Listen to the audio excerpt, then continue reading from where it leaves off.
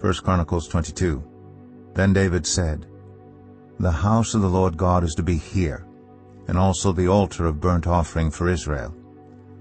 So David gave orders to assemble the foreigners residing in Israel, and from among them he appointed stone cutters to prepare dressed stone for building the house of God.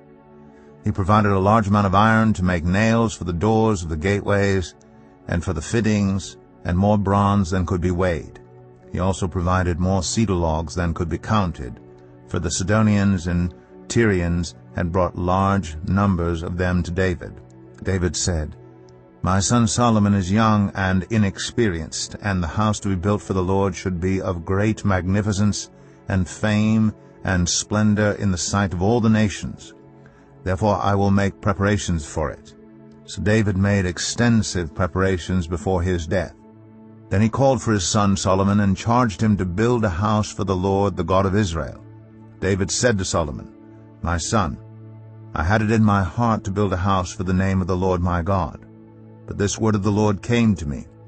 You have shed much blood and have fought many wars. You are not to build a house for my name, because you have shed much blood on the earth in my sight. But you will have a son who will be a man of peace and rest, and I will give him rest from all his enemies on every side. His name will be Solomon, and I will grant Israel peace and quiet during his reign. He is the one who will build a house for my name. He will be my son, and I will be his father, and I will establish the throne of his kingdom over Israel forever.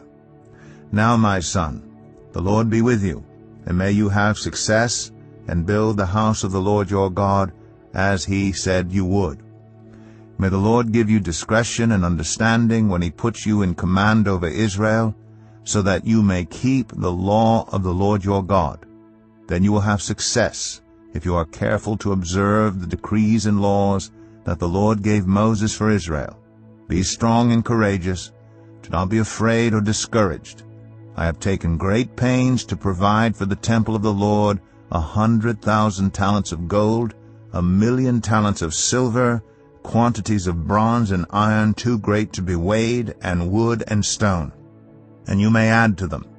You have many workers, stone cutters, masons, and carpenters, as well as those skilled in every kind of work in gold and silver, bronze and iron, craftsmen beyond number.